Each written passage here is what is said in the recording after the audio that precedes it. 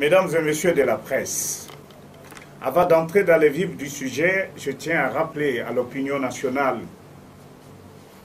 que par idéal politique, j'avais choisi de démissionner du PPRD et par conséquent de mon mandat de député national en 2006. J'avais pris cette grave décision d'abandonner les immunités et autres avantages pour soutenir un combat que j'avais jugé juste et salutaire pour notre peuple et pour la République gravement menacée par l'incursion intercongolaise des troupes rwandaises, en complicité avec les pouvoirs en place qui n'avaient pas respecté les procédures en la matière.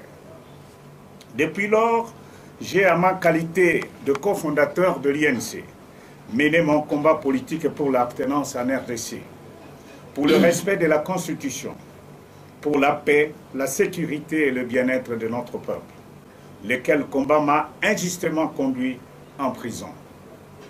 Je voudrais ici, tout en remerciant tous ceux qui m'avaient soutenu dans cette épreuve, affirmer haut et fort que ceux qui m'y avaient envoyé ont échoué dans leur projet de me décourager et d'altérer mon engagement pour la démocratie. Bien au contraire, je suis sorti bien déterminé à continuer la lutte en faveur du peuple congolais. Depuis ma libération jusqu'à ce jour, je n'ai cessé de me battre au niveau de mon parti, l'INC, et de la dynamique de l'opposition pour le respect de la Constitution et pour l'alternance que le peuple congolais appelle de tous ses voeux. C'est justement pour empêcher la prolongation indéfinie du mandat du président de la République en exercice que j'avais levé l'option de participer aux travaux de Genval, qui ont engendré le rassemblement des forces politiques et sociales acquises au changement. En y allant, j'avais et je continue à avoir la ferme conviction que face aux nombreux pièges de la majorité au pouvoir, seule l'unité de l'opposition pourrait sauver la République du danger de la monarchisation du pouvoir dans notre pays. En effet, nul n'ignore que dans sa stratégie de se pérenniser au pouvoir, la majorité kabiliste a refusé d'organiser les élections et préféré imposer un dialogue qui conduirait à la modification de la Constitution. Déterminée dans son projet, la majorité au pouvoir s'est procuré l'arrêt de la Cour constitutionnelle destiné à maintenir le président Kabila au-delà de son mandat, de son second et dernier mandat, en vue d'une transition et partant le changement de la Constitution. Pour rien au monde, engagé en politique par idéal, je ne saurais cautionner pareille démarche et je considère comme une trahison. Mesdames et messieurs de la presse, secrétaire général de l'INC et coordonnateur de la CVD, j'ai été désigné pour représenter les partis aux travaux du comité préparatoire au dialogue. Et c'est en contradiction avec les options levées par la dynamique et le rassemblement dont, jusqu'à preuve du contraire, l'INC fait partie. C'est ici que vous comprendrez le motif de mon boycott de la première journée de ces travaux. En effet, en ma qualité de membre de la dynamique et du rassemblement, je me devais d'en observer les mots d'ordre de la journée ville morte. C'est pourquoi, en ma qualité de participant aux 10 travaux, tenus la semaine dernière à Kinshasa, travaux dont beaucoup d'entre vous ont eu à couvrir le déroulement, j'ai tenu par devoir patriotique, par respect pour la Constitution et la résolution 2277 du Conseil de sécurité des Nations Unies, j'ai tenu, disais-je, à vous inviter pour faire à l'opinion tant nationale qu'internationale ma restitution de ce qu'ont été ces pourparlers. Ma démarche ce jour consiste à porter à la connaissance du public ce qui a été dénoncé dès le premier jour et qui s'apparente en rien d'autre qu'un complot contre la République. Une machination montée de toutes pièces pour anéantir les acquis de notre lutte et jeter dans les oubliettes l'histoire, la Constitution de la RDC. Sans aller trop dans les détails, je m'en vais vous décrire ce qui s'est passé à l'hôtel Béatrice avant de vous donner ma conclusion. J'ai pris part aux travaux préparatoires du début à la fin et j'ai pu noter que nous étions en face de plusieurs pièges tendue par la majorité dans le but d'arracher désespérément une caution pour légitimer son coup d'État visant à égorger définitivement le pacte républicain laborieusement arraché à Sun City.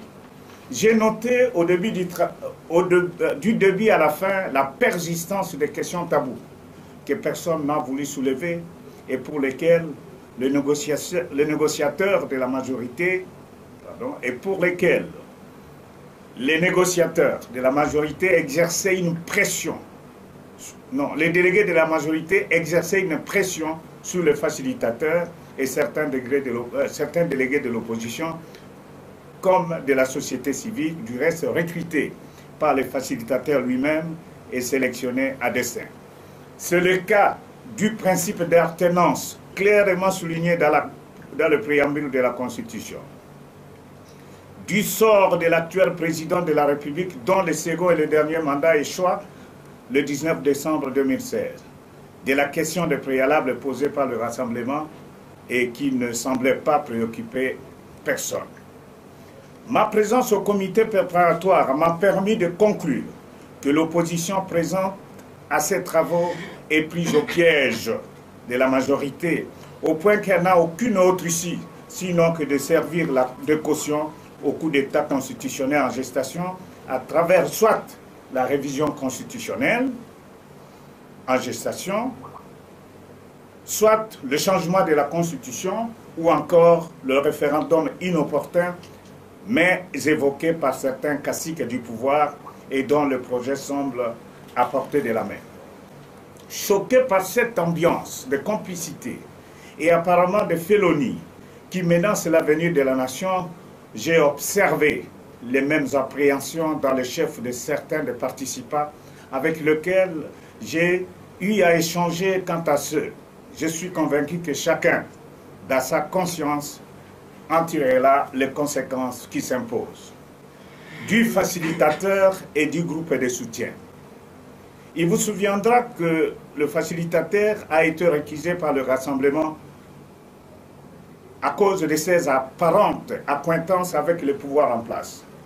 Au cours des travaux, je puis établir la véracité de ces allégations, notamment à travers la police complaisante de débat devant un panel passif et vraisemblablement inexistant.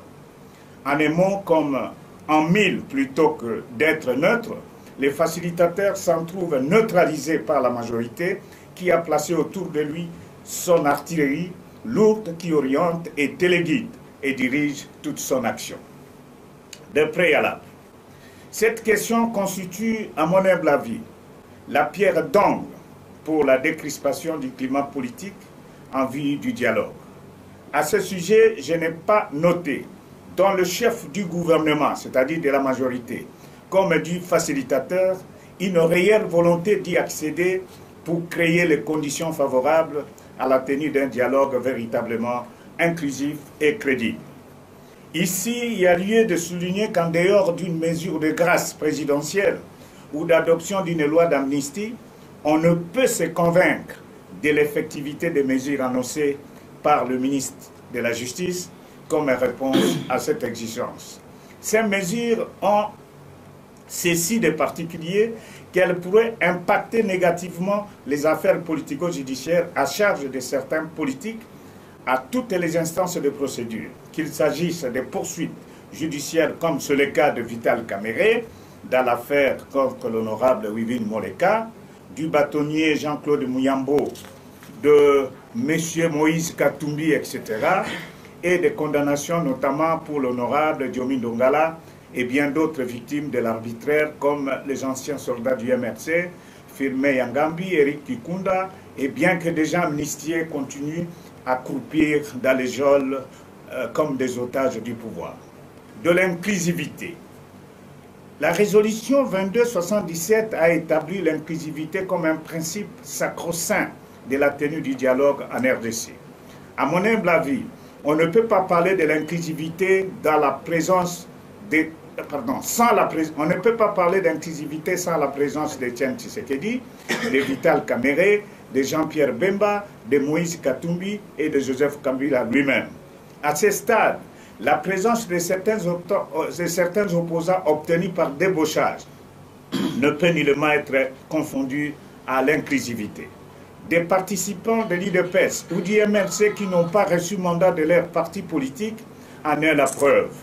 Elle trahit la mauvaise foi de la majorité, la partialité manifeste du facilitateur, de même qu'elle fonde la crainte que ces travaux se tiennent à l'absence des poids lourds de la politique congolaise. Ces travaux qui se tiennent à l'absence des poids lourds de la politique congolaise ressemblent bien à une machine qui finira par cracher. Dans ce contexte, la majorité aborde le dialogue avec une représentativité écrasante en termes du nombre de participants. On sait pourquoi. Comment expliquer qu'en dehors de ses propres délégués, elle bénéficie en plus du quota prétendument réservé aux facilitateurs, notez 25 délégués, on essaie en quelle qualité. Il en est de même du bénéfice que la majorité tire des participants débauchés au niveau de l'opposition et de la société civile. C'est clair, le quota de la majorité est encore gonflé par les délégués de sa propre position qui siègent au gouvernement en violation de la loi portant statut de l'opposition. Dans ces conditions, il va sans dire que le rapport de force est décidément en faveur du pouvoir en place. Le fait que le facilitateur, obéissant à une injonction de la majorité, ait opté pour la cité de l'OIA, en réalité, un camp militaire comme site de ces travaux du dialogue est significatif de tout ce qui précède. Je crois qu'il y a, excusez-moi, je crois qu'il y a un problème de texte. Excusez-moi. Hein? Ainsi, placés sous la surveillance de la garde républicaine, les délégués au dialogue seront obligés de travailler sans indépendance ni liberté. Mesdames et messieurs, j'ai voulu, par ma démarche, alerter notre peuple sur le danger qui guette la nation. J'ai tenu à interpeller le président de la République, garant de la Constitution, pour qu'il en garantisse le strict respect en aidant le pays à vivre sa première passation civilisée du pouvoir. Il aura prêché par l'exemple. J'ai tenu également à sensibiliser le leadership de l'INC, mon parti, sur la dérive que constitue son orientation actuelle et qui semble être contraire aux attentes de notre peuple. J'en appelle au sursaut patriotique de la classe politique et de tous les hommes de bonne volonté pour épargner notre peuple des affres, de l'incertitude vers laquelle nous conduit le pouvoir en place. Enfin, je demande à la communauté internationale d'être attentive à la question de préalable et de la neutralité de la facilitation, sans quoi son œuvre actuelle risque d'être vaine. Je souhaite vivement que la communauté internationale ne soit pas ces médecins qui courent au chevet d'un malade déjà mort alors qu'il pouvait le sauver s'il était intervenu à temps. En considération de ce qui précède, j'ai décidé ce jour de renoncer à ma participation aux travaux du dialogue, annoncé le 1er septembre prochain. Et pour en tirer toutes les conséquences, je démissionne de mes fonctions de secrétaire général de l'Union pour la nation congolaise. Ceci pour ne pas gêner le président national de l'INC, honorable Vital Kamerhe, dans cette démarche politique périlleuse pour la nation et que je désapprouve totalement. Voilà, mesdames et messieurs, l'essence de mon communiqué. Je voudrais vous présenter ma note de démission déjà déposée et réceptionnée qui est ici. Voilà. J'ai déjà démissionné, donc je ne fais plus partie de la direction politique de l'INC comme secrétaire général. Merci beaucoup. Mais je...